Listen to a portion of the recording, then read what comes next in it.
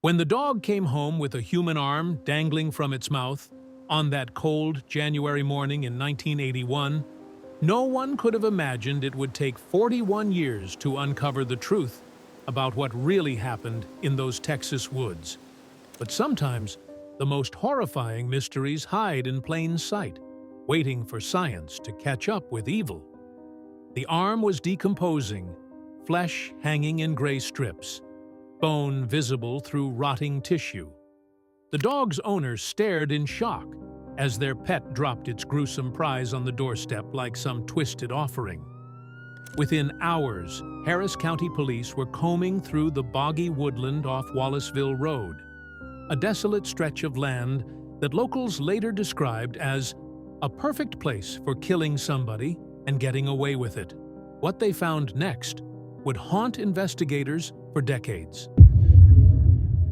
Just feet apart lay two bodies in the thick undergrowth, a young man and woman, both in their early 20s, both brutally murdered.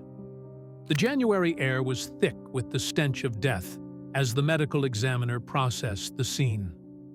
The male victim had been bound with rope, a gag still stuffed in his mouth, his skull crushed from repeated blunt force trauma. The woman beside him told a different story of violence. She had been strangled, her killer's hands the weapon of choice. These weren't random killings. The differing methods spoke of something personal, controlled, deliberate. Someone had taken their time. But here's what made this case truly chilling. There were no names, no identification, no missing person reports that matched.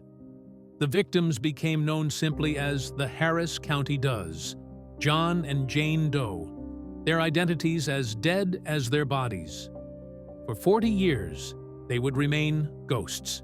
Dean Clouse should have been celebrating his 22nd birthday. Instead, 250 miles away in Florida, his mother Donna Casasanta was sick with worry. Her son, his teenage wife Tina, and their baby daughter Holly had vanished from Texas without a trace in late 1980. But then came the phone call that would torture the family for 4 decades. A woman identifying herself as Sister Susan delivered news that was both a relief and a nightmare. Dean and Tina had joined a religious group, she claimed. They had renounced all worldly possessions and wanted no further contact with their families. To prove it, the group would return the couple's red AMC Concord. The exchange happened at Daytona Racetrack, an almost surreal scene where family members met with 2 or 3 women dressed in simple white robes.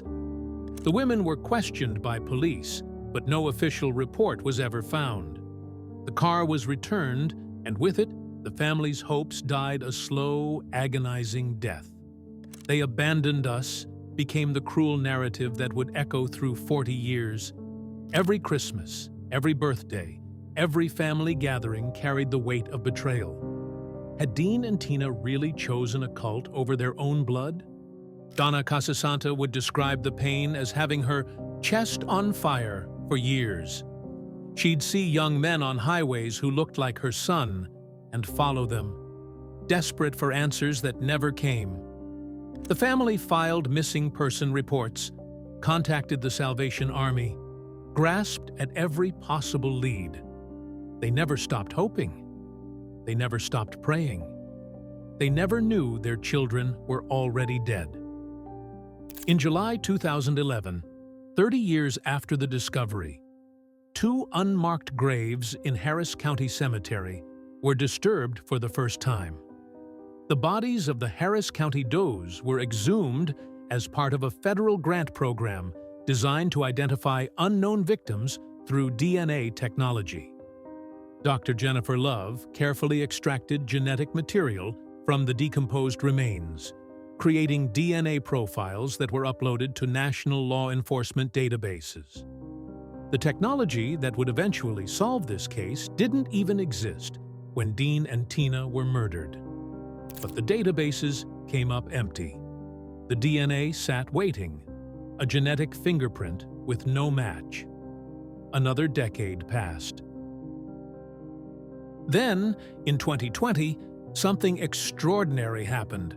AudioChuck, the media company behind the true crime podcast Crime Junkie, funded investigative genetic genealogy for the case. It was a new frontier where entertainment dollars met criminal justice, and for the Clouse family, it would change everything. Forensic genealogists Misty Gillis and Allison Peacock uploaded the DNA to GED Match, a public database where amateur genealogists share their family trees. Within 10 days, Gillis found a high-confidence match. The genealogists called Dean's sister, Debbie Brooks. Is there any chance there's somebody missing in your family? When Brooks confirmed her brother had been missing for 40 years, the pieces began falling into place with devastating clarity. The Harris County Does finally had their names back: Harold Dean Clouse Jr. and Tina Gail Lynn Clouse. But then came the question that would shatter everything investigators thought they knew about this case. What about the baby? Allison Peacock's recorded reaction was pure shock. What baby? For 41 years, law enforcement had been investigating a double homicide. They had no idea there was a third victim, an infant who had vanished along with her parents. If Holly Marie Clouse was alive, she would now be a 42-year-old woman living somewhere in America with no knowledge of her true identity, no idea that her parents had been brutally murdered, no clue that a family had been searching for her since she was a baby. The investigation exploded into a multi-state manhunt. The National Center for Missing and Exploited Children created age progression photos showing what Holly might look like as an adult. The Texas Attorney General's Cold Case Unit launched what they called the Hope for Holly Project. For months, investigators chased leads across the country, unsealing decades-old adoption records, following genetic genealogy trails, racing against time to find a woman who didn't even know she was lost. June 7, 2022.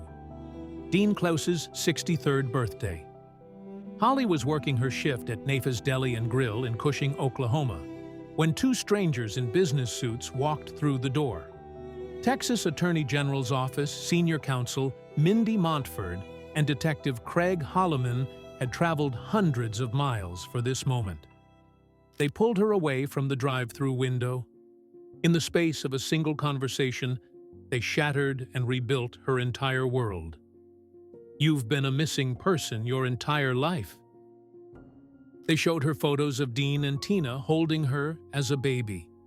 They explained that her parents, her real parents, had been the unidentified murder victims found in Texas woods 4 decades earlier. They told her about a grandmother who had prayed for her every day for 41 years. Holly had lived a full life. Wife, mother of 5, grandmother to 2. She was loved, safe, happy. But she had also been living a lie crafted by killers. The truth about what happened in late 1980 slowly emerged through investigation.